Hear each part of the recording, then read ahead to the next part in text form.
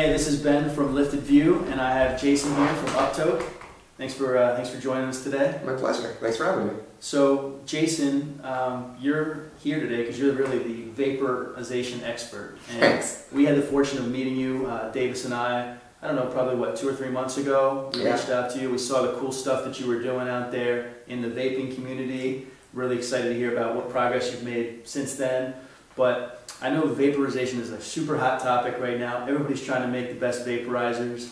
Excited to hear what you're doing on that front. But I think just kind of taking a step back, one of the things that would be really interesting to hear is just, what you think the benefits of vaporization are for somebody that really hasn't even experimented with it yet. Mm-hmm. And of course, on the flip side, if there's anything that's not a benefit, what do you think it is? Sure. Well, essentially vaporization is when you heat something to a temperature where it doesn't combust. So you don't have any flame or carcinogens or soot or ash or tar, but you're heating it hot enough so that all the active chemicals that you want to get boil off into the air and you can inhale them. So all the stuff you don't want gets left behind, and the active chemicals that you do want, you get to inhale cleanly. And as far as benefits, well, besides the fact that it's a lot healthier, you can also vape indoors in a lot of places where smoking is prohibited. So there's a lot more versatility, and you're not creating secondhand smoke, so you're never going to hurt people that are around you. Yeah. Do you find that the vaporizers are all pretty clean that are out there, where they're actually not combusting any of the plant, or have you found through experimenting with other ones that there is a little bit of combustion and a little bit of vaporization on a lot of them out there? I think it totally depends on which vaporizer. There's a huge variability in the quality that you can get out there. Certain vaporizers are fantastic and you won't get any combustion. Other vaporizers, they advertise themselves as such, but they're sort of colloquially known as combusting if you don't know how to use them properly. Yeah. So there's a lot of confusion out if somebody isn't super familiar with vaporizers. They really have to do a lot of digging and a lot of homework, and that's a problem that the industry needs to solve. Really industry leaders need to sort of rise to the surface and set a good standard. Yeah. So when I started vaporizing, I was always confused. Am I actually combusting? Am I not combusting? Is there something that you should look for? Is there a smell? Like, what can you tell? How can you tell that you are not combusting, you're actually vaporizing the plant matter? Well, the color of what you exhale is a big indicator. Vapor is thinner and lighter than smoke. It does sometimes have a scent to it, but it's a much lighter scent than smoke does. It also doesn't really linger in the air. It's the taste. If you've smoked a lot, you definitely know what smoke tastes like, and vapor does not have that same sort of heavy, sooty flavor to it. Also, when you're smoking, you sort of get an ashy, gross kind of taste when you're finished. Yeah. With vaporization, because there's no actual burning, the finished taste of things that have already been vaporized has been described as sort of kind of like burnt popcorn. Yeah, that makes sense. And from just the actual effect that you would get, sort of the taste and everything aside, I've actually heard and read that one of the things that confuses a lot of people is when they think they're getting high, a lot of the effects that they feel, some of especially the negative effects, are actually the body fighting off the combustion and the negative effects there that you hopefully wouldn't get with a vaporizer. Is that true? I think it's certainly true in some respects. I've heard a lot of people talk about a certain kind of head rush that they get when they take a really big inhalation when smoking that they might not experience as intensely when they vaporize. In those circumstances, it's oxygen deprivation that they're feeling, which maybe they enjoy it, maybe they don't, but it's not good for you. Yeah. And that some people have described, depending on what you're vaporizing, the body effects that you feel as being slightly different, but it really depends on what you're vaporizing, how you're vaporizing it, and how much you're vaporizing, and you can really dial in the effects that you feel based on those factors. Yep. Awesome. And as far as actually building an amazing vaporizer, I think this is something that so many people have clearly tried to do. I know probably Volcano, would you say, is probably the most famous vaporizer? As far as tabletops, yeah, Volcano's got the most brand recognition. Yeah, so I started with a Volcano, but of course the challenge is that it's big, it's clunky, you can't really take it with you places. Everybody's trying to build smaller, lighter, more portable vaporizers. What do you think the challenges are with building a great vaporizer? The challenges are seemingly endless. Anytime you try to combine a heating mechanism with an electrical system, with battery power, and then make it in a really small package, you're going to run into problems. A lot of people look at modern consumer electronics, like cell phones for instance, and they say, well, you look how small and battery efficient these things are, and a lot of people, unless you have an engineering background, don't take into account that heaters consume tremendous amounts of power. And electronics and heat don't get along very well. So when you're building a small portable device designed specifically to heat something up very quickly, Oh, and electronics need to also be fit in there. You run into all kinds of issues that you just didn't expect when you went into the process, but you learn a lot. Yeah. Yeah. So how long have you actually been working on your vaporizer? Well, we started about 3 years ago. I think we really got into heavy R&D and design about 2.5 years ago. So it's not something that you just throw together overnight? Well, you could throw it together overnight, but the result probably won't be that great. Awesome.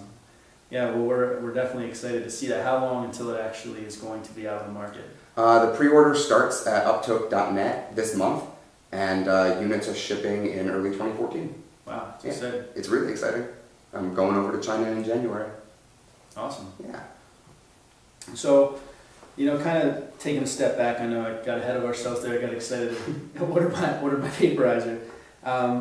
You know, with again going back to the challenges of making the vaporizer, what was sort of, I assume there's kind of a trade-off, right? You can't have everything that you want in the vaporizer. It can't be pencil thin. It can't be heating up immediately within 2 seconds. So, where did you feel like you made the biggest trade-offs with designing your vaporizer, like which things were really kind of prioritized versus the other ones? Sure. Now, engineering is really all about compromise. It's all about making your best cost-benefit decisions while weighing the user experience. And so what we really wanted to address was every vaporizer, or at least for the most part in the portable space that I've seen on the market, is essentially a miniature oven connected to a battery. And that's all good and well, but miniature ovens have their drawbacks. You have to wait for preheat time, you have to wait for more vapor to bake out and accumulate in between inhalations, and in a lot of them you need to open up the chamber and lose all your heat to stir the contents around to make sure that it heats evenly, so you don't have cold spots. And so those were really the 3 drawbacks that we wanted to solve when we started innovating. And so to do that, we wanted to combine essentially the functionality of an electronic cigarette or a pen vaporizer with the abilities of a full conduction convection flower plant vaporizer. And so we wanted the end user it to work as easily as those e-cigs or those pens, but to do that with plant matter instead of with cartridges, you really had to redesign all the internal components and start from scratch. You couldn't just source something from OEM and slap your sticker on the side. You really had to start from the beginning. Yeah. Yeah. That's awesome. You had mentioned a little bit before, you said my background, but we didn't actually get into that. What is your background and how did you fall into the world of vapes? Well, I'm a materials engineer. That's my educational background. And I was doing engineering consulting in Florida. And that was around 2008, 2009. And e-cigarettes were getting really, really popular in Florida at the time. Just that whole industry was exploding. And a lot of those companies were based out of Florida. So I scratched my head and I said, wow, you know, these e-cigarettes, it's the same benefit as a cigarette with none of the health drawbacks. They really got something here. And then around 2010, I moved to San Francisco and I had my first experience, you know, going into a dispensary. And coming from Florida, that was just drastically different from anything that I had experienced before. And it really hit home for me that those 2 worlds, e-cigarettes and cannabis, were going to collide in the next couple of years. And so we started innovating around that, and then through talking to a lot of people in the industry and around the Bay Area and getting a lot of feedback from people who were more knowledgeable than us at the time, that we came to the conclusion that we didn't want to just make another e-cigarette that you put a cartridge into. We wanted to make something that was much more versatile, much more powerful and intelligent, and just really delivered a better experience. Because these e-cigarettes and pens, they have a lot of reliability issues, and because there's so many different brands that are out there, there's just not a lot of consumer confidence in them. Yeah. So we really wanted to distinguish ourselves by doing it right this time. Yeah. And your pen, or excuse me, your vaporizer is going to do plant matter, and it's also going to do oils and concentrates? Is that it right? Is. Yeah, we designed a cartridge system that we built a ceramic grinder into it because we wanted to eliminate all that prep work outside of it. And then the flower heater pops out of its socket, and we have a line of cartridges that are coming out. There's a sensor on that socket. The CPU detects that you have the cartridge in there instead, automatically adjusts the voltage, and you're good to go. Awesome. So those are going to be coming out about mid-next year. Awesome. Yeah, we're excited.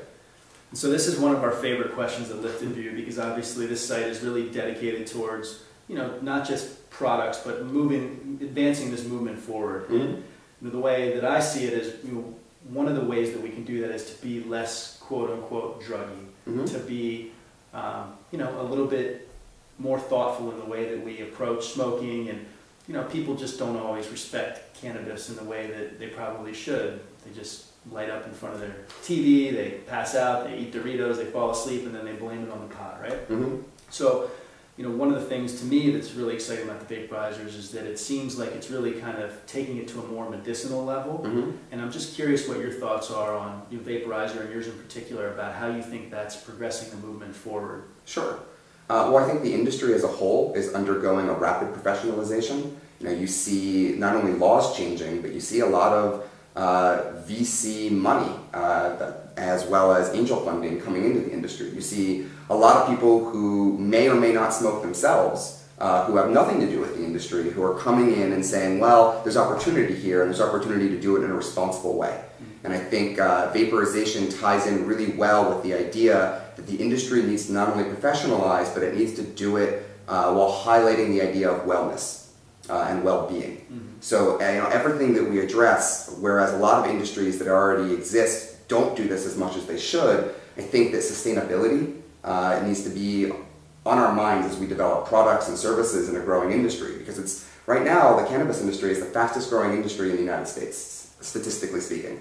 And that's an amazing opportunity to be able to be at the forefront of that, but it's also a responsibility. Yeah. Because you're essentially setting standards for an entire industry and you're helping to shape legislation and you're helping to change minds. And so you need to be really careful and aware of what you're doing and what the impact of that is that goes beyond just the customer, how you're going to affect your whole community. Yeah. Mm-hmm. It's awesome. So it sounds like it's something you've put a lot of thought into, and it's more than just making this product for you. Absolutely. It's really about doing it right on a lot of levels. Is this something that you can see yourself doing for a long time, many years, maybe even a lifetime, or is... As long as it takes. Yeah, awesome. Cool, man. Well, so if people want to actually find out more about your vaporizer in particular, they want to pre-order, how would they go about doing that? They would go to www.uptoke.net, U-P-T-O-K-E, and our pre-orders are starting this month. Awesome, and you said they'll ship? They ship early 2014. Early 2014, Mm-hmm. Great. Well, thanks for joining us today. Thanks.